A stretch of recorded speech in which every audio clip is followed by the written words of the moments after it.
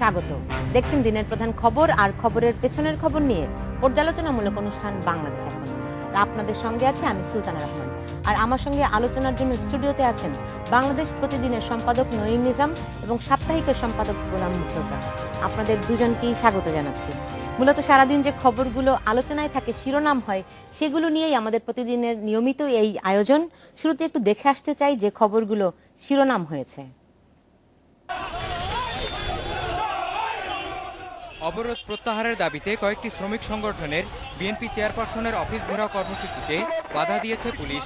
পরে গুলশান ২ নম্বর সড়কে অবস্থান নেয় তারা। একই দাবিতে জাতীয় প্রেস ক্লাবের সামনে বিক্ষোভ করে সম্মিলিত চালক সমিতি।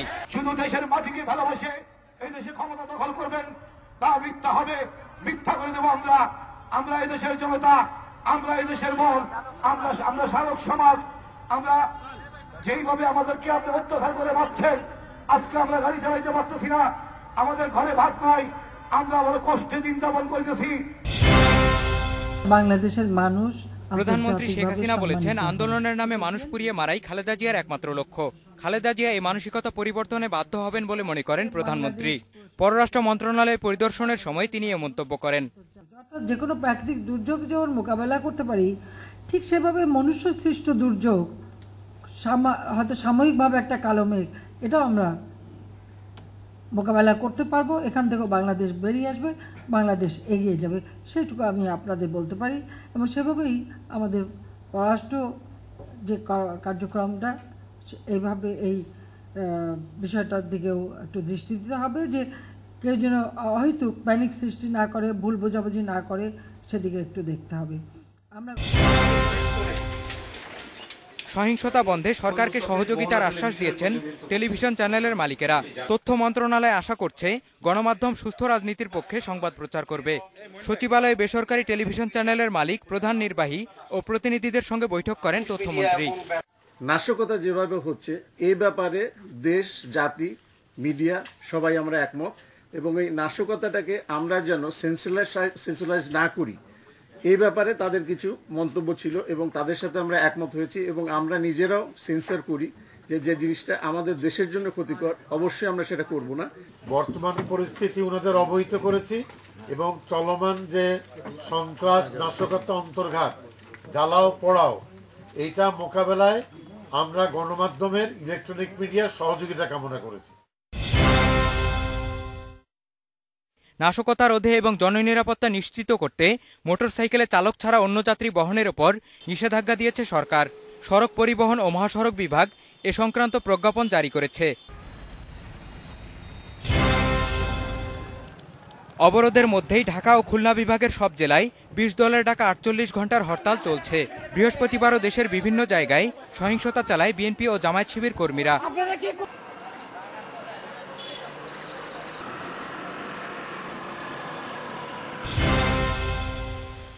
বোমা বানাতে গিয়ে গুরুতর আহত ছাত্রদল নেতা বাপ্পি ঢাকা মেডিকেল কলেজ হাসপাতালে মারা গেছেন।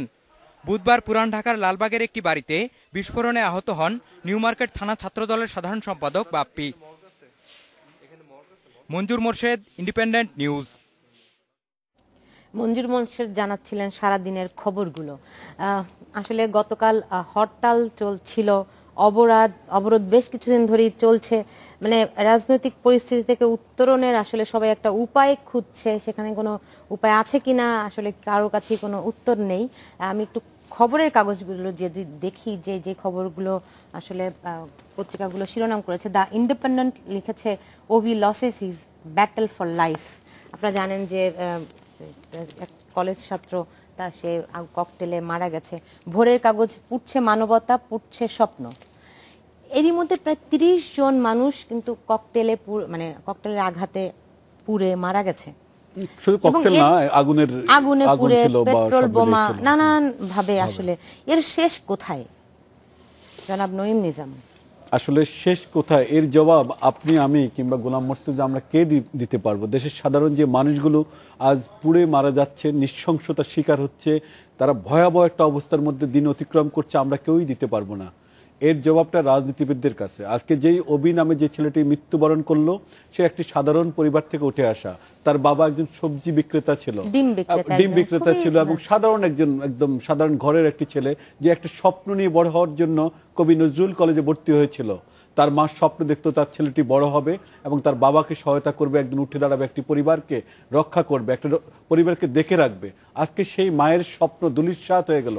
তার মা যখন আর্তি করে বাড়িটি চিৎকার করে বলছিলেন, আমার ছেলেটিকে বাঁচতে দিল না কেউ, তার ছেলেটিকে বাঁচতে না দেওয়ার দায়ভার কার উপর বর্তাবে? যে রাজনীতির নামে আজকে এই ভয়ঙ্কর একটা নিষ্ঠুরতা আমরা দেখতে পাচ্ছি, এই নিষ্ঠুরতা আমরা এই কতদিন ধরে চলবে? এর শেষ অধ্যায় কোথায়? একটি দল ক্ষমতা যাওয়ার জন্য আরেকটি দল ক্ষমতা টিকে থাকার জন্য এই যে একটা লড়াই, এই লড়াইয়ের বলি কেন সাধারণ মানুষ হবে? সাধারণ মানুষকে কেন নিষ্ঠুরতার শিকার হতে হবে? আজকে ব্যবসা বাণিজ্য বন্ধ, আপনার রাজনৈতিক ক্ষেত্রে একটা ভয়ঙ্কর সংকট যাই থাকুক না কেন, অর্থনীতির অবস্থা একদম একটা ভয়ঙ্কর অবস্থার দিকে চলে যাচ্ছে। বিদেশি পর্যটকরা এখন আর বাংলাদেশকে আসার জন্য তাদের তালিকা থেকে বাদ দিয়ে অন্য তালিকা নতুন করে গ্রহণ করা শুরু করলো। আপনি যদি দেখেন শিক্ষাক্ষেত্রে, আজকে সামনে একটা পরীক্ষা আছে, সেই পরীক্ষাগুলো এসএসসি পরীক্ষা কি হবে আমরা জানি না।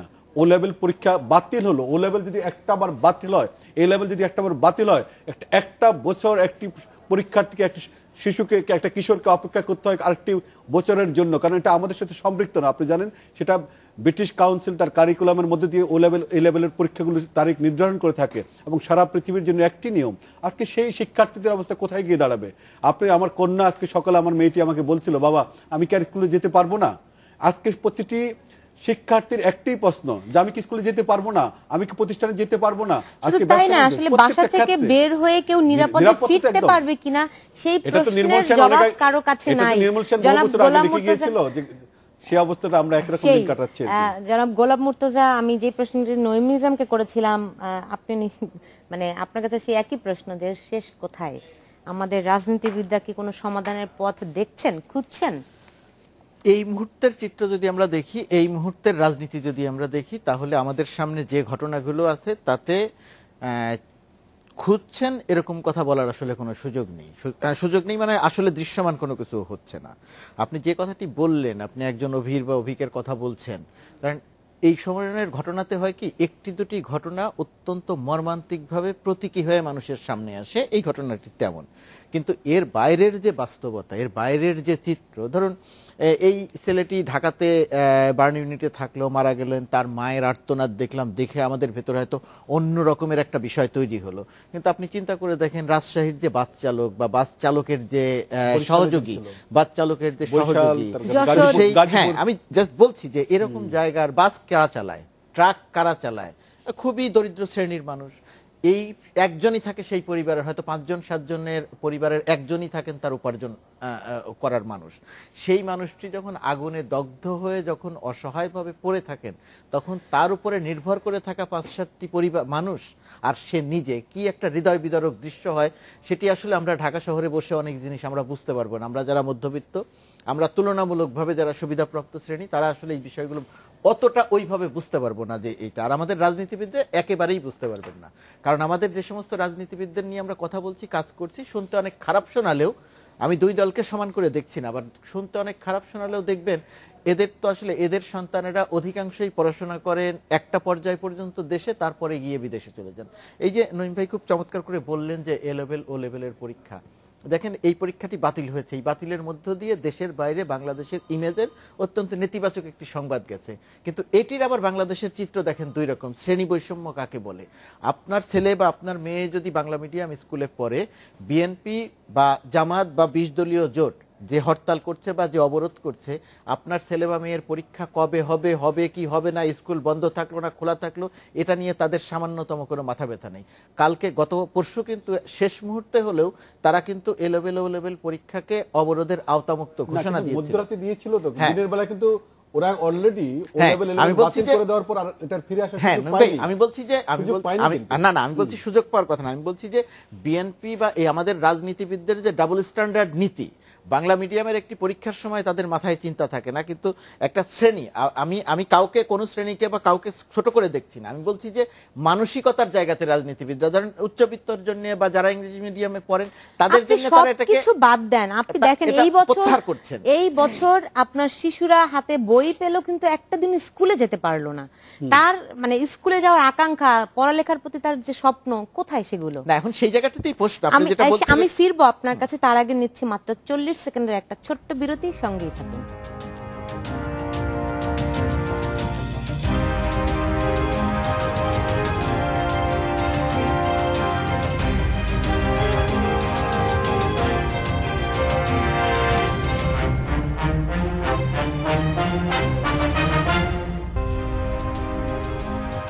বিরতির পর ফিরে এলাম, দেখছেন বাংলাদেশ এখন।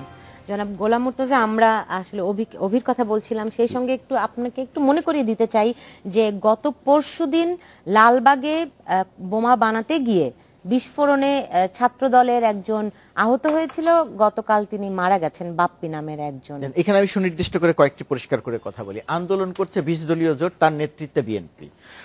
যারা এই আন্দোলন এবং সেই আন্দোলনকে কেন্দ্র করে সহিংসতা ঘটছে, আন্দোলনকে কেন্দ্র করে মানুষ আগুনে পুড়ে মারা যাচ্ছে, এই ধরনের আন্দোলনের আমাদের অভিজ্ঞতায় যা জানি, নঈম ভাই আমার চেয়ে ভালো জানবেন, যে দলটি আন্দোলন করে দায়ভার তাকে নিতে হয়। যদিও এই ধরনের অপকর্ম আরো নানাবিধ লোকজন করে, সেই বিষয়গুলো আমরা জানি, কিন্তু জানার পরেও আন্দোলন যে দলটি করে বা যে জোটটি করে দায়ভার তাকে নিতে হয়। অর্থাৎ এই যে মানুষ পুড়ে মারা যাচ্ছে, এর দায়ভার বিএনপিকে নিতেই হবে।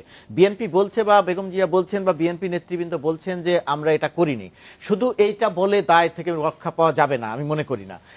এটি আরো ভালো হতো যদি বিএনপি নেত্রী সংবাদ সম্মেলন করে যদি তার নেতাকর্মীদের প্রতি আহ্বান জানাতেন যে তোমরা আন্দোলন করো, কিন্তু মাঠে থাকো, কিন্তু তোমরা কেউ গাড়িতে আগুন দিও না, তোমরা কেউ মানুষকে পুড়িয়ে মেরো না, তোমরা কেউ পেট্রোল বোমা মেরো না। আমার কাছে অত্যন্ত দুর্ভাগ্যজনক যে বিএনপির পক্ষ থেকে আমি এখন পর্যন্ত এরকম কোনো আহ্বান দেখিনি, যে এরকম একটি আহ্বান। কিন্তু যারা আগুনে পুড়ছে, মারা যাচ্ছে, তাদের প্রতি সমবেদনা জানাতে কি দেখেছেন? সমবেদনা তো বটে, একজন বিএনপির নেতা গেছেন আসলে আমার কাছে এই সমবেদনা অতটা গুরুত্বপূর্ণ বিষয় না। আপনি আগুনে পুড়িয়ে তারপরে গিয়ে সমবেদনা জানালেন কি না জানালেন, এটা দিয়ে খুব বেশি কিছু যায় আসে না। আপনার বন্দুক যুদ্ধে মারা যাচ্ছে, তাদের ব্যাপারে কিন্তু আবার করছে। ওইটা দুই বিষয়, কিন্তু দুইটা কিন্তু দুই বিষয়।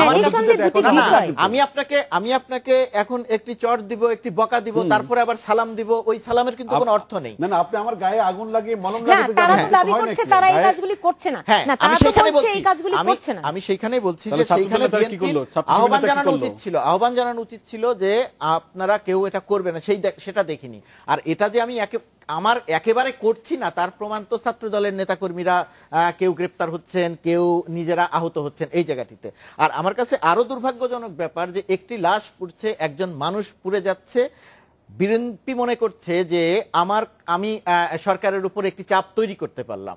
আর একই সঙ্গে সরকার বা সরকারি দল এটা নিয়ে তারা সমবেদনা জানাচ্ছে, তারা এটা নিয়ে রাজনীতি করছে, কিন্তু ভেতরে ভেতরে এক ধরনের ব্যাপার কাজ করছে, জনমানুষের কাছে প্রমাণ করার চেষ্টা করছে, দেখো বিরোধী দল সন্ত্রাসী, বিরোধী দল সন্ত্রাস করছে, সুতরাং বিরোধী দল খারাপ, এইটি প্রমাণের একটা চেষ্টা চলছে। অর্থাৎ দুটি রাজনৈতিক দলের কাছে দেশের সাধারণ জনমানুষ এক ধরনের জিম্মি হয়ে গেছে। এখানে যারা আন্দোলন করছেন তাদের দায় একটু বেশি, যারা